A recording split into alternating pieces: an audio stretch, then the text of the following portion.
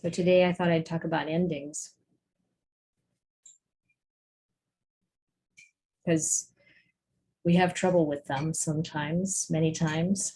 I mean, of course, there are the endings we like of the letting go of or getting rid of the things we don't want, but we're going to focus a bit more on the endings that we find challenging, because there are many of those in our life and they keep coming. So the other day I asked Ayya Santussika, I said, I'm planning to talk about endings. What should I say? And she said, the ultimate ending is Nibbana. All other endings are the beginning of something else. So get off the wheel, get out of samsara. And I thought, man, I got to write that down. That's good stuff. And that would have been her whole Dhamma talk, but no, I got to go on for a while. So maybe a little bit of elaboration on that. Thinking about practice, this idea that we suffer a lot when things end. And in some way, we're a little short-sighted when we celebrate beginnings and we mourn over endings, because there is something more that happens beyond the ending, the new beginning of some kind, and also, of course, the practice and the development of the heart that helps us, as was mentioned in our, checking in when we have the Dhamma practice. It makes our whole orientation towards endings somewhat different. And I sometimes reflect on the difference in my life when my father died and when my mother died. It was quite dramatically different. And of course, I've said this before to you, so you may already know, but it's interesting to see how our life was before we came in contact with the Dhamma, since those of us who are gathered here right now, at least, are primarily probably from places where we didn't grow up with the Dhamma, in the soup of the Dhamma, you might say. Like I see people in Southeast Asia, for example, growing up with those ideas of the continuation of life after life after life, and a kind of resilience that's often present that sometimes we miss here in our upbringing. But regardless of that, the actual practice of the Dhamma, regardless of where we come or what our initial conditioning, where we come from, or what our initial conditioning is in this current lifetime, that practice of meditation and virtue and generosity and kindness, and really developing wisdom, how that really makes a deep impression and really begins to change how we relate to the vicissitudes of life, to the circumstances. And I've been, reflecting in part on the coming with this topic this morning, in part because of the announcement from Aloka Vihara that they're going to, dissolve the monastery for now, and we'll see what the beginnings are that come from that. But to remember that these kinds of changes happen with absolutely everything in this world, that everything that arises ceases, even monasteries. You think, well, maybe we're building something that's going to last for hundreds of years. And even that is in the span of time, a very short time. But maybe it's not going to last hundreds of years, and we are often caught up in the excitement of creating something.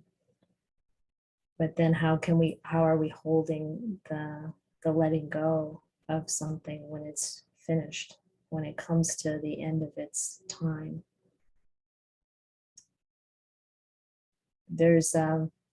I have a friend in Thailand. Her name is Ayya, and she's been exploring some teachings from a monk that lived, I think, in the late 1800s and the early 1900s. He was a contemporary of Ajahn Mun. In fact, they were childhood friends. And this monk is named Venerable Upali, and he was a great administrator. He was one of the head monks of the sort of monastic hierarchy in Thailand, and appointed many times by 4 different kings as like the head of the forest sangha, so in Bangkok. And when Ajahn Mun was, had his monks with him, his disciples, then there was some conflict, or I guess what's more the case is the head person in Ubon, which is the larger city in northeast Thailand. He really was negative about Ajahn Mun and his disciples. And so Ajahn Mun and his disciples tended to just stay away from Ubon as much as they could, because even when they came into Ubon once, this senior kind of monk had them run off, like, how do I want to say that? Like, sent away from the city. And so they pretty much avoided Ubon. But later on, Venerable Upali, who was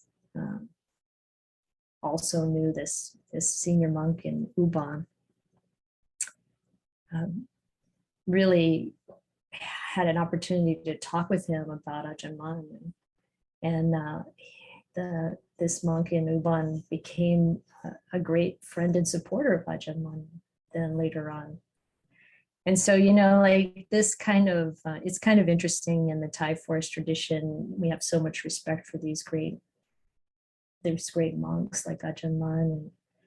And then you see they have the same problems we have in some ways.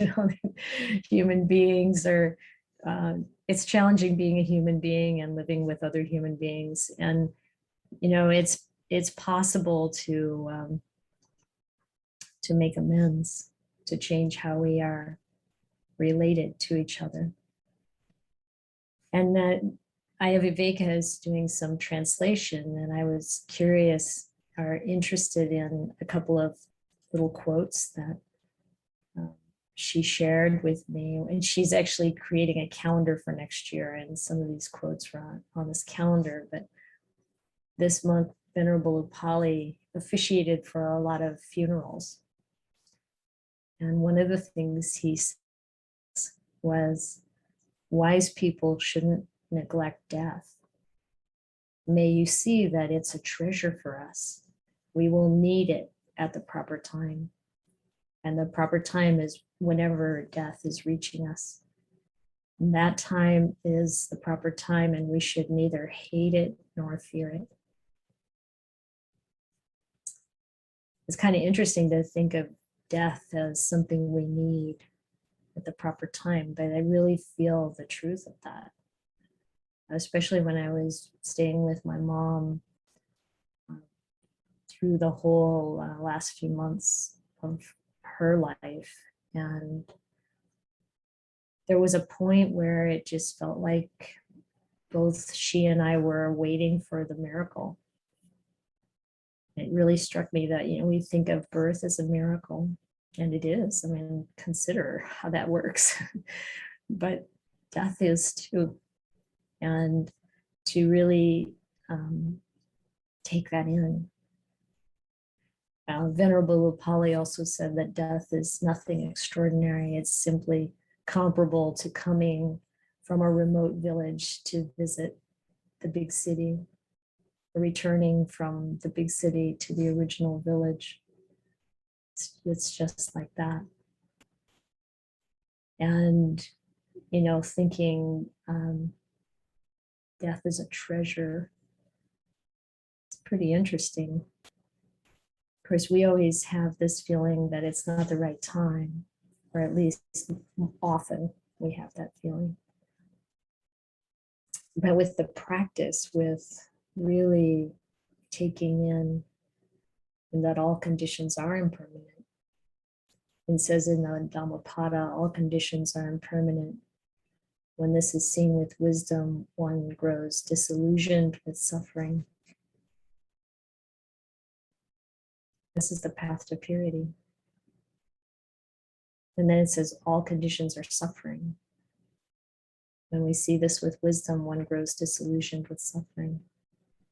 This is the path to purity. All things are not self. When you see this with wisdom, one grows disillusioned with suffering. This is the path to purity. It's interesting to notice how endings become in some way a deeper source of joy. They can be. I was talking with a friend a couple of days ago, and she was telling me that her grandson had come to visit and stayed with them for a while. He's 16, and they had such a wonderful time with him. And when it was time for him to leave, she felt really sad. And then she noticed, she said, the problem isn't that he's leaving. The problem is that I don't want him to leave. And she said, as soon as she noticed that, and she could let herself have that feeling, really be present with that feeling, as soon as that happened, she said it vanished.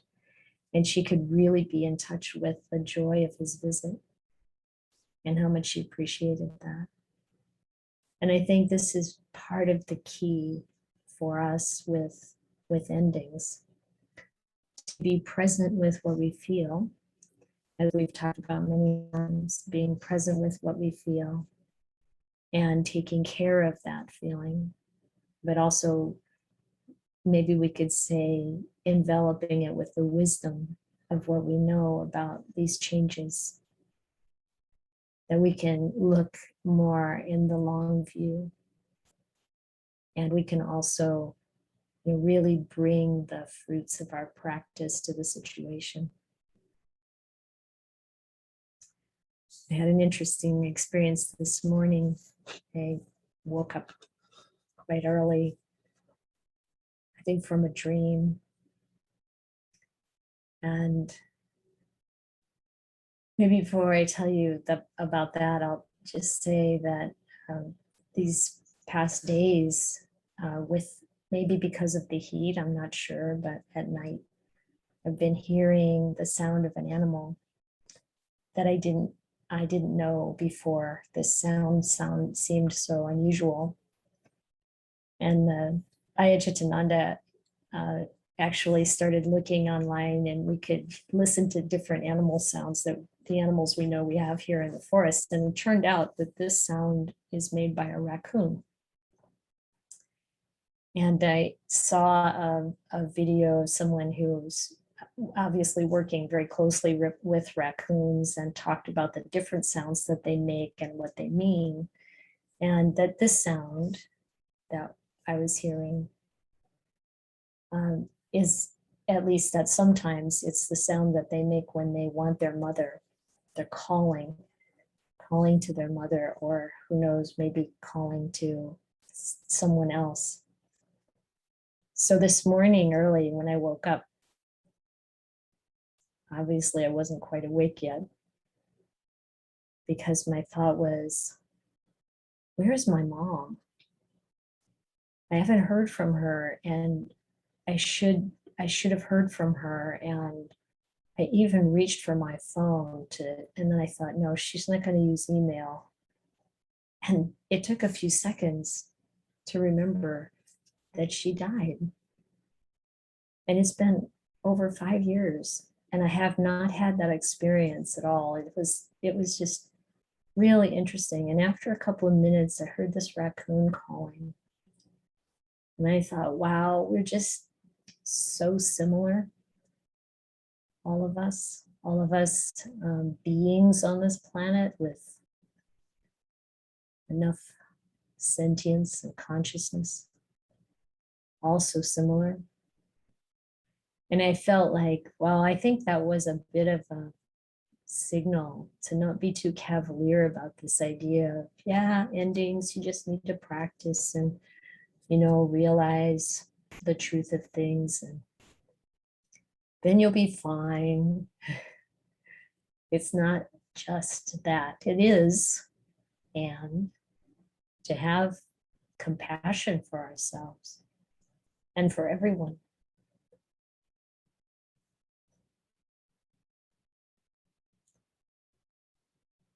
And that too is the practice.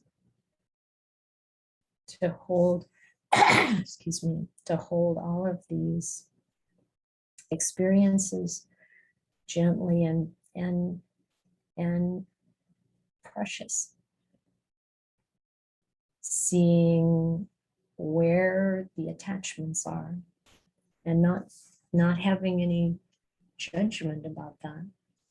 And just continually reminding ourselves of the truth of the way things are. And you look at in the Samyutta Nikaya called Tears, where the Buddha says to the monks, what's great, what's more, the tears you've shed or the water in the great oceans? And they say, well, according to your teachings, it's the tears we've shed. And then he says, it's good that you understand the Dhamma I'm teaching in that way.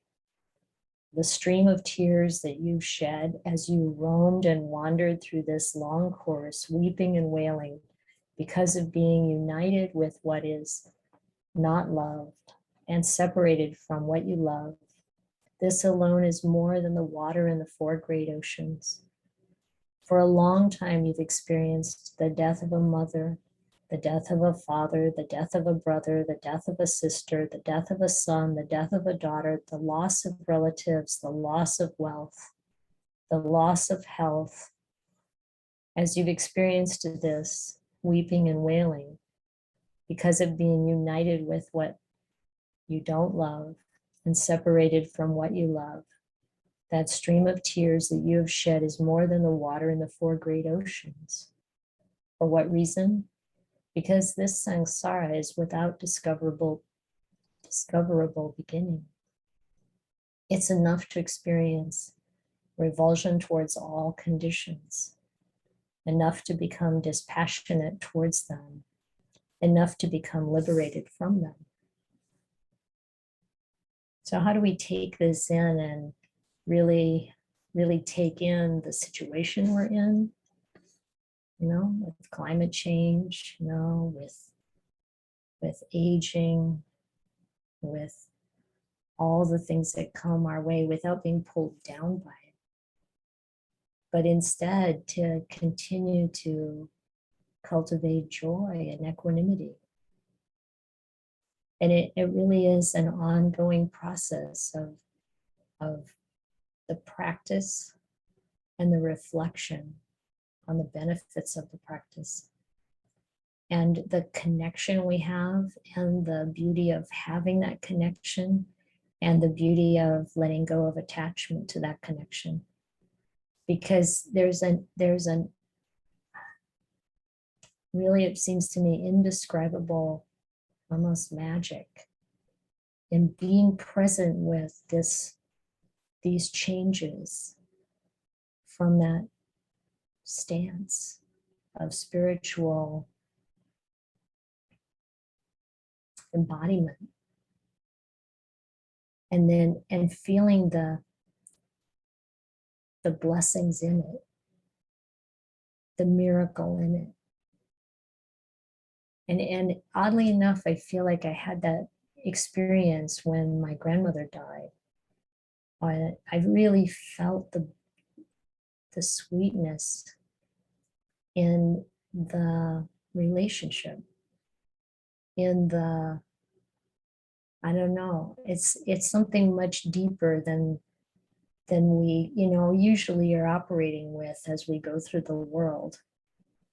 It's that truth of the Dhamma, that truth of,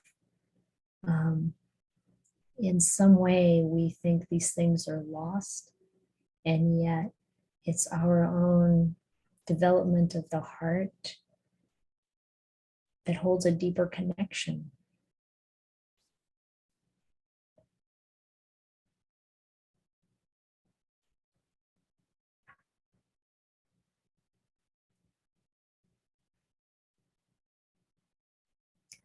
I'm going to read one more passage. This one's from the Majjhima Nikaya. We've talked about it before in Sutta study. It's number 140, the analysis of elements. And at one point, the Buddha says, he's talking about the mind that has fully let go, the Arahant. He says, when they feel a pleasant feeling, they feel it detached. When they feel a painful feeling, they feel it detached. They feel a mental feeling, they feel it detached.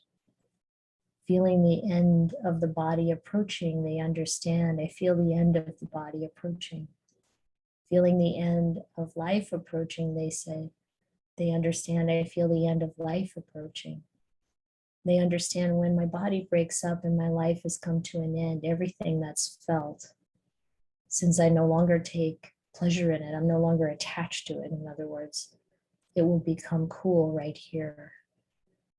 Suppose an oil lamp depended on oil and the wick to burn, and as the oil and the wick are used up, it would be extinguished due to the lack of fuel. In the same way, feeling the end of the body approaching, you feel the end, you understand that you're feeling the end of the body approaching. The fuel is coming to an end. The same with the end of life approaching. And when the body breaks up and my life has come to an end, everything that's felt, since I'm no longer attached to it, will become cool right here. Therefore, one is endowed with the ultimate foundation of wisdom, the ultimate noble wisdom, namely knowing the end of suffering. The freedom being founded on truth is unshakable. For that which is false has a deceptive nature, while that which is true has an undeceptive nature, nibbana. The mendicant thus endowed is endowed with the ultimate resolve of truth, nibbana.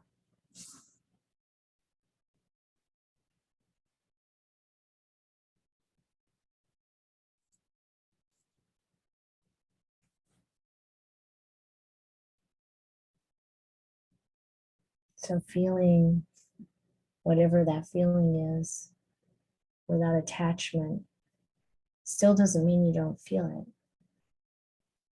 but it's really different. The period of time after my mom died, like I said, I never had that experience of waking up in the morning and thinking, where is she? I had that a lot with my dad. And I think whatever happens with our mind, that's not what's important. It's what we do next. How am I holding it? How can we holding the joy of the visit? How are we holding the reality of the Dhamma? And, you know, it's so important to protect the mind, to really nurture it, to really care for our practice, and to really not fall into trying to skip over any part of it, that spiritual bypassing kind of thing.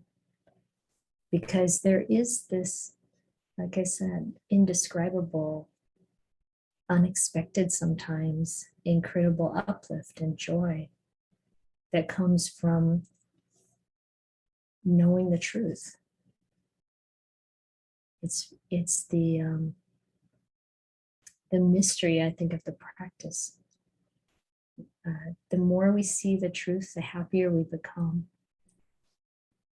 The more we see the truth, the more we can look at the bigger picture. Yeah, there's the coming of things and the going of things, and it's okay. It's not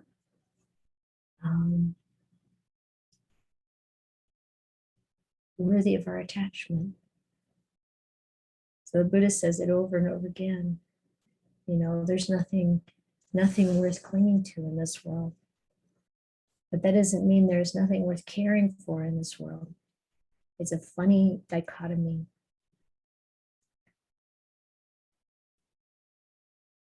So, as the Venerable Chitananda says,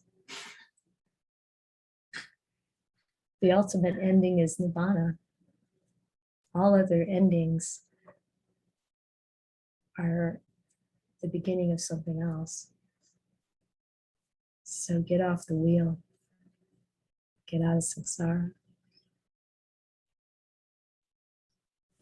So that wasn't as uplifting as I wanted it to be. Unless you can prove me wrong. And that's, you know, like right now for me, that happiness is there at a deep level. I can feel it.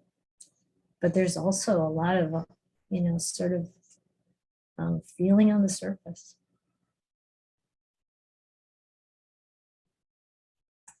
And that's okay. We have to feel it. So, any thoughts, comments, questions?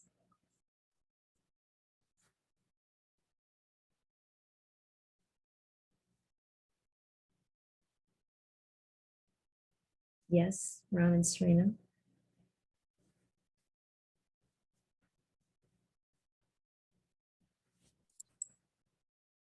Oh, thank you, Ayya, for those words of wisdom. I'd like to share my own personal story about how I'm trying to deal with endings, and it has to do with dependent origination or dependent co-arising. And I understand it. You know, there's two of those. There's the momentary dependent origination and the three lives dependent origination.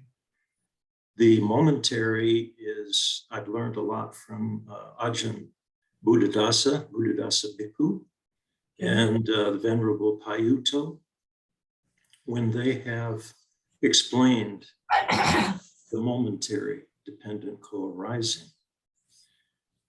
And the way I understand it is that the ego self or self-view is happening several times every day. It's you know, according to the 12 links, I attempt to look at the contact link, because after contact there's feeling, pleasant or unpleasant, or neither one. And to me, that's the moment when I can stop the process of this ego self coming about. Mhm. And if I can do that, if I can realize that I'm about to make this unskillful or unwholesome act, then I have an opportunity, a choice not to go down that road, Mhm. not to go down those tracks. And Ajahn Amaro, I really like how he looks at it. He says it's like getting on a train at the depot. You know, you're waiting for the train. Here it comes. And yes, you know, if you get on it, you're on your way to another, Yeah. in my opinion, samsara event. And this is how I'm understanding it. Yeah, and I think that's exactly right. You know, like I said, it's like, what do you do next after the feeling? You know, and I agree with you. It's like that point, before that point in that chain, you know, with the sense bases and contact and the whole thing, you know, we can't stop that. It's just already falling like dominoes because of previous causes. But when we have feeling, and we can't stop the feeling from coming either. Mhm. It's like waking up this morning with that very strange thought. Where is she? I should have heard from her. Like she was traveling or something. Like this is coming out of my dream, right? But it's like, what happened after that? Wow, sitting with that, you know, it's like, and the letting go of the attachment, because that's, you know, like that's the next step. It's that craving there. I didn't feel a craving. It was just the like, wow, look what the mind will do. You know, all those unconscious tendencies. So tell me more, Ron. Did you want to talk about, you said the momentary, yeah?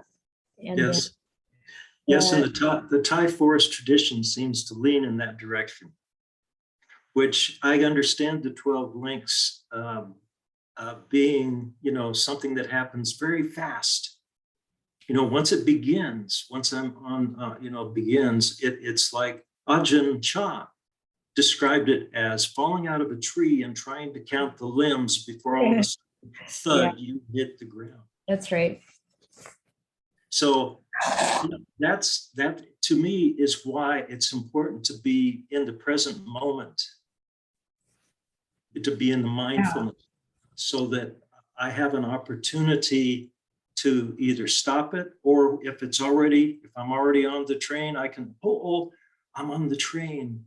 I got to get off. I got to get off Okay, this so I train. got that. Now, what about, what do you think about the rebirth part? Well, the rebirth is that it happens a lot of times during the day. This same process is Oh, happening okay. a lot of times. And Yeah. so the rebirth is the rebirth of the Mm. ego self, the self view, you know, the first fetter. So that's how they explain it anyway. And Buddha Dasa has a book called Under the Bodhi Tree, Yeah. the Buddha's So idea about. I'm not completely convinced that the Thai forest tradition leans in this direction. I mean, Buddha Dasa had some interesting approaches that not all of the Thai forest tradition would agree with, of course. That's true. And I think if you look at the suttas, um, the Buddha's talking about rebirth, not just rebirth in the moment, in the momentary. I mean, it's not to invalidate that observation. That works. It's a good way for people to relate to it sometimes, I think. But we don't want to forget that the Buddha was really talking a lot, everywhere in his talks about actual rebirth, moving from lifetime to lifetime to lifetime to lifetime to lifetime, and like that sutta about the undiscoverable beginning of samsara, the Buddha wasn't talking about the momentary rebirth, this explanation of, that we see. So actually, I've seen some Dhamma teachers caught up in this idea of this momentary view of the dependent origination as a way of discounting the whole idea of rebirth, saying, I don't have to believe in that. Why should I have to believe in that? I can't see that for myself. But that actually is very much not in accord with what the Buddha taught, to think like that in that way. I'm not saying you do, Ron, but this is what I've seen happen as a result of this kind of focus. If we have a focus on this only as the meaning of dependent origination, the chain of causation. If I might just finish my comments. Okay.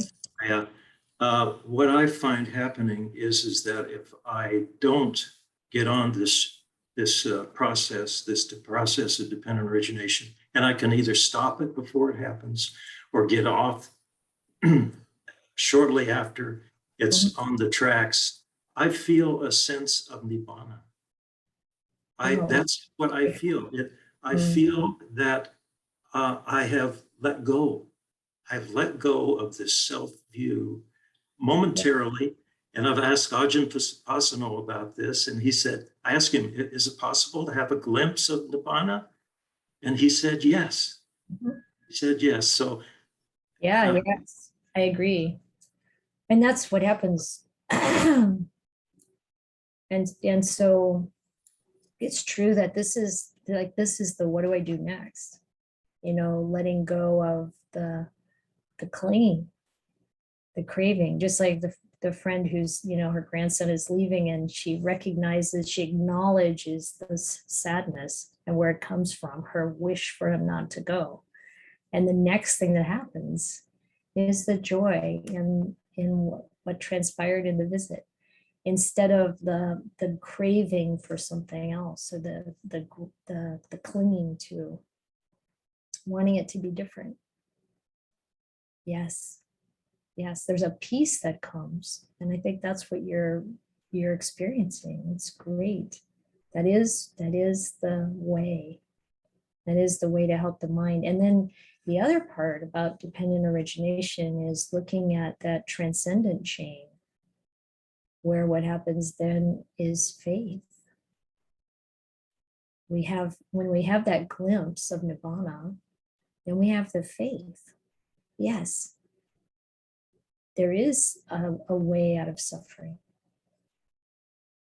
And it doesn't have to be the whole thing, like I'll never feel this again, or I'll never, and obviously arahants feel this too, or they wouldn't be talking about, whether it's painful, pleasant, or neutral, we still feel it. But like those beautiful similes of the spark flies out of the fire and it just goes out and it hits the ground. The drop hits the lotus leaf and it just rolls off, Yeah, thank you, Ron.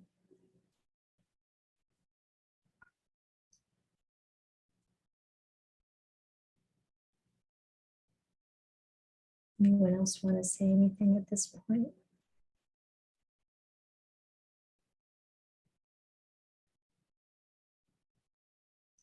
Yes, Cynthia. I just wanted, what your comments reminded me, I just wanted to share a quick thing that I've been doing in my formal sitting meditation. And I mean, just in the last few weeks, and I don't even remember how this came about, but I've started when I am sitting and I notice that I'm like starting to get carried off in a story or some thought or some worry, I just say impermanent, let go. And it's like, it's just a reminder to myself that it's not worth hanging on to, come back to your present, come back to the breath, come back to your sitting, not worth chasing after, because it's going to come, it's going to go, it's going to be here, it's not, whatever. Mm-hmm. And it's been helpful for me. Yeah. It's like a little, a reminder of the bigger picture. Yeah. Well, it's like the Buddha often, helped people step into the bigger picture. And it really, really helps us let go. Mm. Yeah. Yeah. Thank you, Cynthia. Yeah.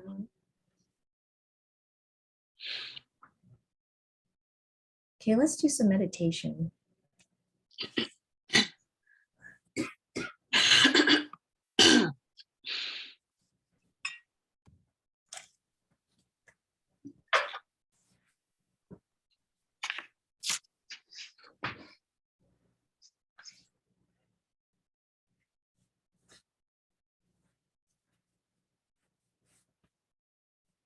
So find a comfortable position.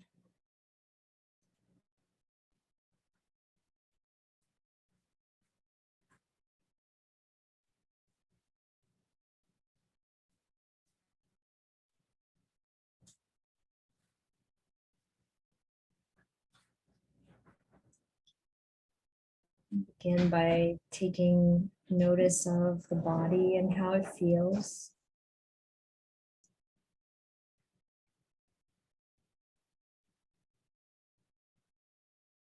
Maybe adjusting a little to help it be more comfortable. And then bringing our attention to our breathing.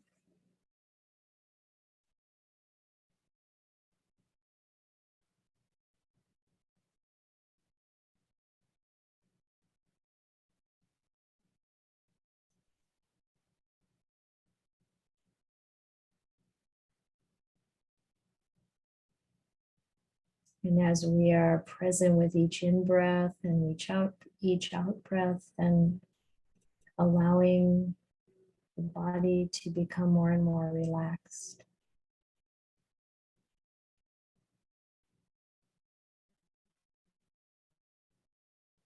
Letting go of tension wherever we find it.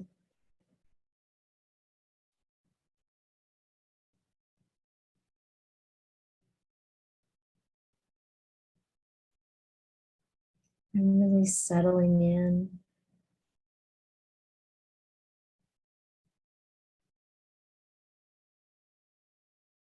And if there is discomfort that can't really be relieved,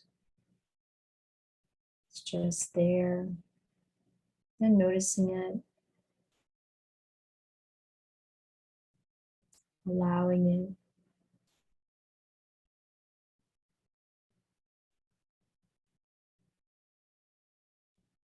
Sometimes when we allow whatever is happening, we notice it and we accept it as it is right now, then sometimes it helps it relax.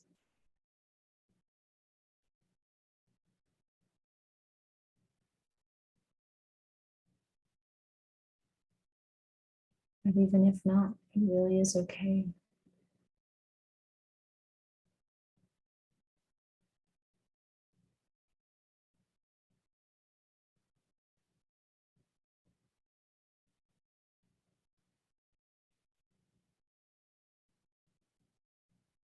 Following the in-breath and the out-breath.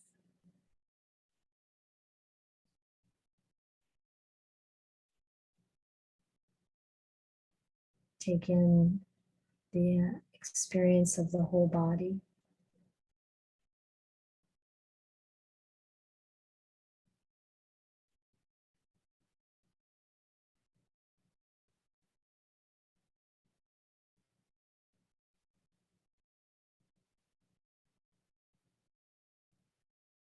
And then we begin to notice any pleasant feeling that's arising based on this awareness and presence, mindfulness established.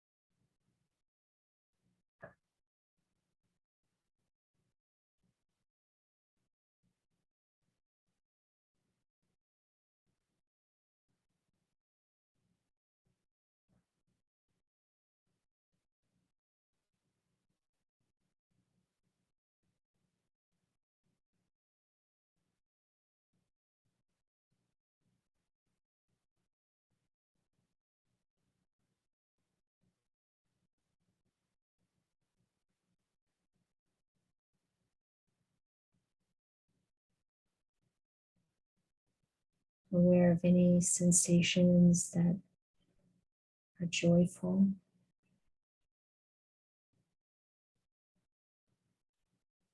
Indications that the spiritual energy is within our awareness.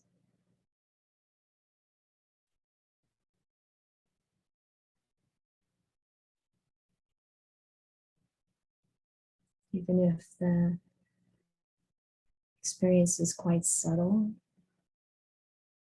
still noticing the happiness, the joy that even just comes from being present and aware.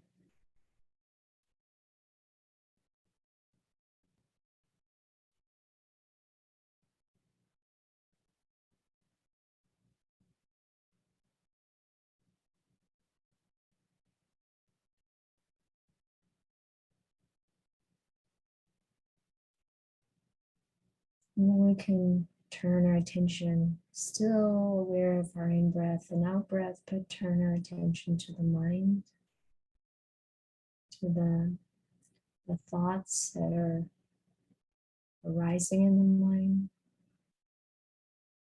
And we can invite that mental activity to become calm and let go.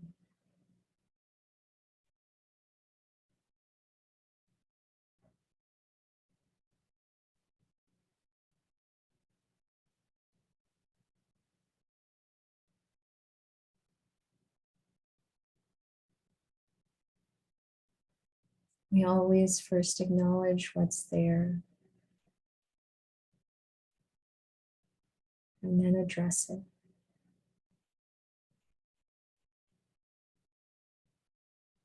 State of the mind and the activity in the mind, calming the activity in the mind and being aware of the state of the mind. If it's expansive or contracted, uplifted or dull, whatever it might be, recognizing and allowing it, accepting it, and then addressing it. And the Buddha said, we lift up the mind, reflect on those things that bring joy and happiness to the mind. Real joy and happiness, not the things that come and go, but the eternal truths.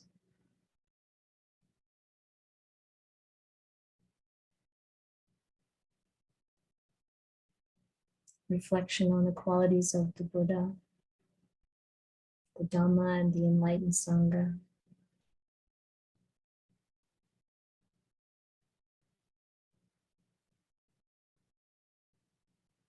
The extraordinary benefits of generosity and virtue.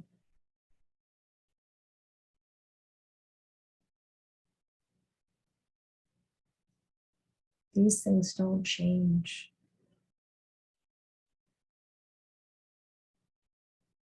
It's Dhamma.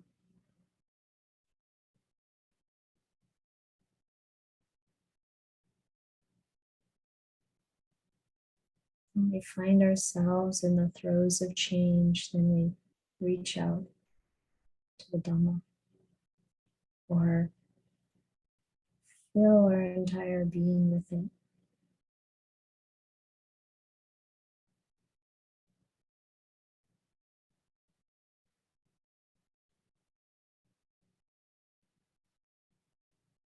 And how does that happen? It's only by opening up to it. It's there all the time. The truth of the way things actually are.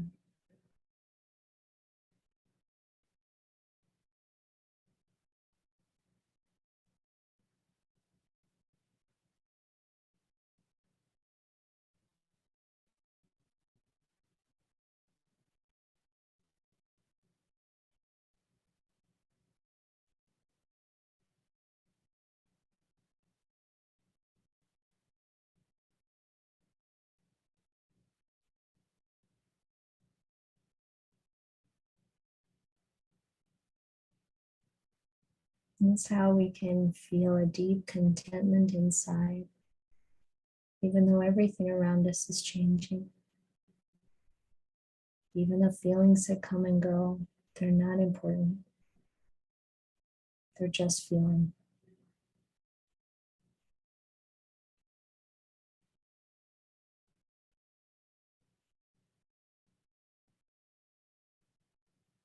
When the heart, when the mind is oriented towards the Dhamma, when we're open to it, letting go of all of the static, the disturbance, we're resting in the Dhamma. That contentment is there, that solidity, happiness.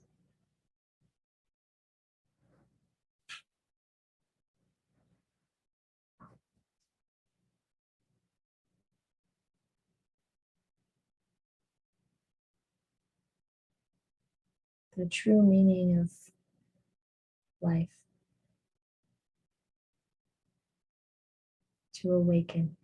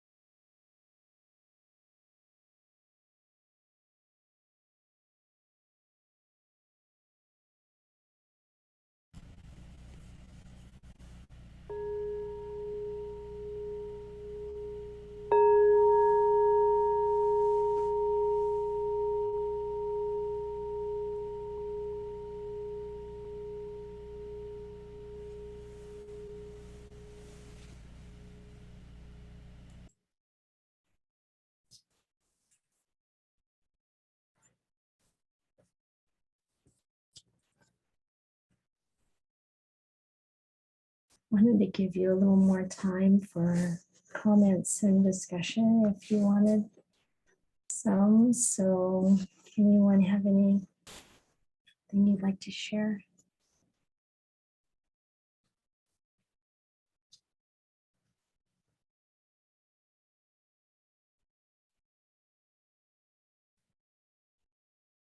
What is your next step when you run into an ending you don't want to have?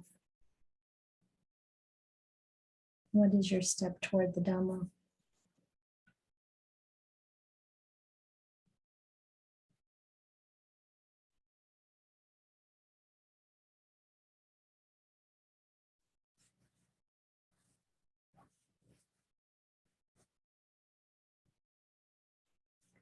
It's often enough just to have the thought, oh yes, I knew this was going to happen. That's how it is.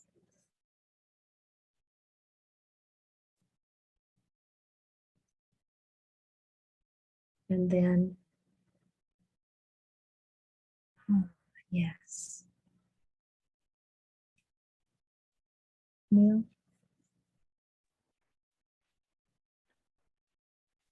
So I don't know if I have an answer to your question, but the meditation for me was very interesting. I found that I needed to open my eyes and look around me, and I started noticing all the things that make me feel comfortable and make me feel at home, because I haven't felt at home in this place until very recently for reasons that I won't go into. And then I guess my next thought was, what if they're gone? And I started envisioning, for some reason, a fire.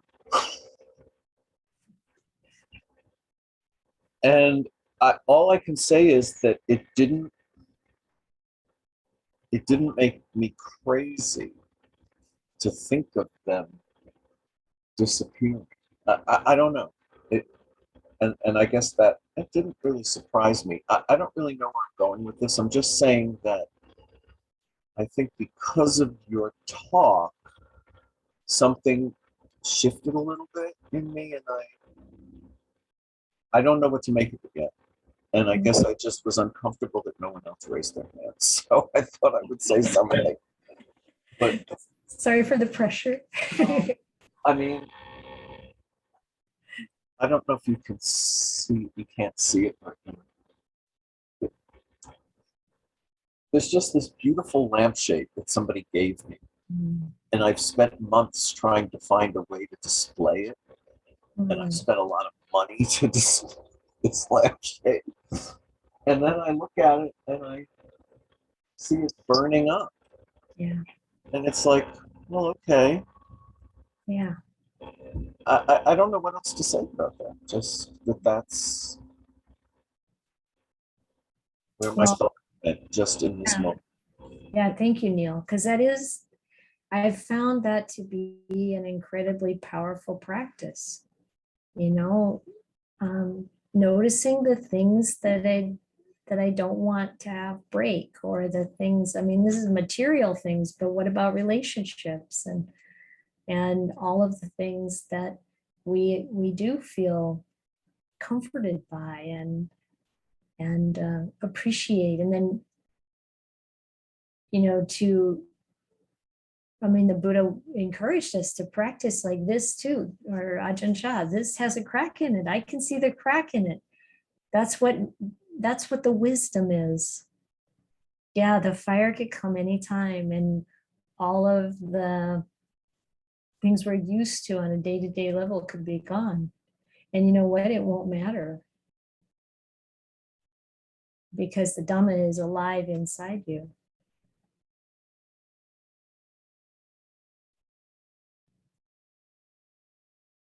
And that reflection helps us to recognize that and to develop that awareness, that perception.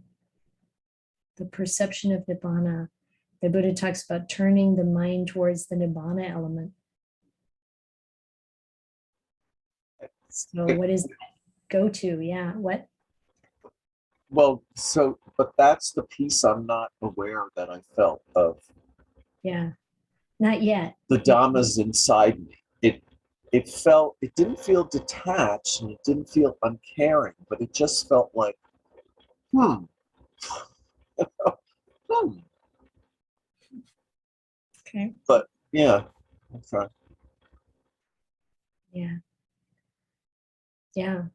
Continuing to practice that will reveals the Dhamma. Yeah, thank you, Neil. Sarah? I don't know how well you are going to be able to hear me because it's really windy out here, but I that was probably one of the most beautiful talks I've ever heard, Ayya. So thank you for that reflection. I've been sitting out here this morning and well, I should back up and say that, you know, in my life, there has been a lot of change. For a while, I've kind of gotten used to it. It doesn't bother me as much as it used to. And I think, you know, sitting out here, the wind, sometimes it's really calm and quiet. Sometimes it whips up kind of, you know, kind of strong. And then there's other times that, man, it's just blowing all over the place. And I think for me that's a really, that's a really good metaphor for life. And because of the Dhamma and the practice, I can sit here and just be still with the wind blowing as hard as it can. And I think, I don't know if that is the next step in Dhamma or not, but being still, I think is a good start. Thank you. Yeah, thank you, Sarah. Yes.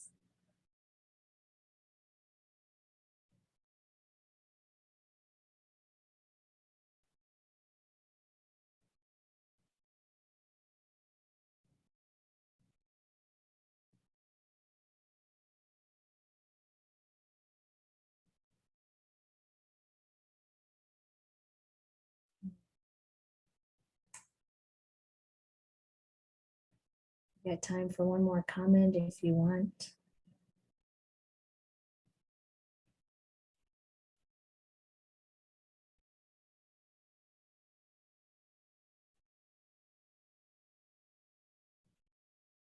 Yes, Serena. Endings and beginnings. This was really helpful reflections for me, timely for us. I, of course, with endings and beginnings and uncertainties ahead of us. And reflecting on that has been a big part of this decision because of our ages and where do we want to be when there's an ending. You know, one of us is left behind, and we want to be near wise people at Abhay Giri and KBV and near some family. Mhm. So there's a lot of reflection for us on all of that lately. And this was very helpful. And the comment today about when you're meditating and the mind is so busy, just impermanence, let it go. And awareness of impermanence is so slippery, you know, to keep that in mind, have to keep reminding, can't hear enough about impermanence for me. I forget so quickly. Yeah. So I just thought, you know, when that thought came up and the mind was busy, I just thought it was helpful today to hear just return to Dhamma. That's where Nibbana is. So very helpful. Thank you. Yeah, you're welcome. Yeah, thank you, everyone, for all your practice. And this is such a blessing to have such good community. I think about the people involved in KBB, and you're all serious, very committed, sincere practitioners. It's really an incredible field of blessing. So thank you.